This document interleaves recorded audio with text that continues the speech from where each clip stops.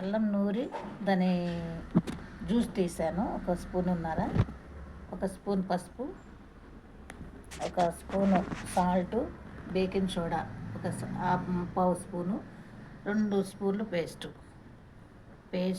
Baking soda లేకపోతే మీరు Eno వేసుకోవచ్చు ఒక ప్యాకెట్. పసుపు, అల్లం, సాల్ట్, ఈ 5 వస్తువులు కలిపి ఇలా పేస్ట్ లాగా అయిపోయిందండి. దీన్ని పంటికి రుద్దితే నోటి దుర్వాసన, నోట్లో చిగుళ్ళు నుంచి రక్తం కారటము, ఇలాంటి సమస్యలు ఉండేవాళ్ళు ఎవరైనా సరే చాలా బాగా పనిచేస్తుంది. మీరు తయారు చేసుకుని చూడండి. ఇది ఎవరికైనా ఉపయోగపడుతుంది. వాళ్ళు వీళ్ళు ఎవరైనా వాళ్ళు అని కాదు, అది చిన్నోళ్ళు పెద్దోళ్ళు అందరికీ వాడవచ్చు.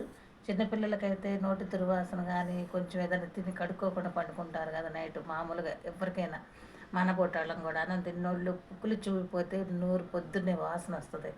ఆ స్మెల్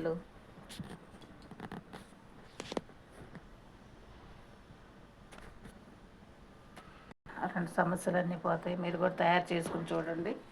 ఇదిగో ఈ వస్తువులేను, ఇక్కడ ఉన్న వస్తువులు ఒక్కసారి తయారు చేసుకుంటే మీకు వీక్లీ 2 టైం ఇట్లా చేసుకోండి. బ్రషింగ్ చేసుకుంటే నేను ఇప్పుడు చేశాను, మీకు చేసి చూపిస్తున్నాను. ఇది ఎఫెక్ట్ వచ్చేదైతే నాకు ముందు రావాలి కదా.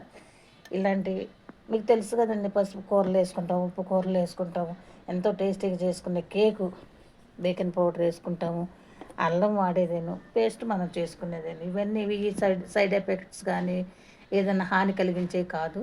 మీరు తయారు చేసుకుని చూడండి, మీకు కూడా చాలా బాగా నచ్చుతుంది. నచ్చితే మీరు కామెంట్లో పెట్టండి, మీకు నచ్చి చేసుకున్న తర్వాత ఎలా ఉందో నాకు చెప్పండి. ఒక లైక్ చేయండి, షేర్ చేయండి, సబ్స్క్రైబ్ చేసుకోండి నా ఛానల్. మొట్టమొదటి చూసేవాళ్ళు మీరు ఆరోగ్యంగా ఉంటేనే అందరూ బాగుండాలి, అందులో నేను ఉండాలని కోరుకుంటాను.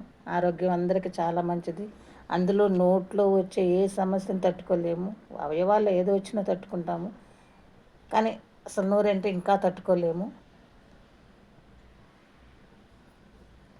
Bye friends, subscribe.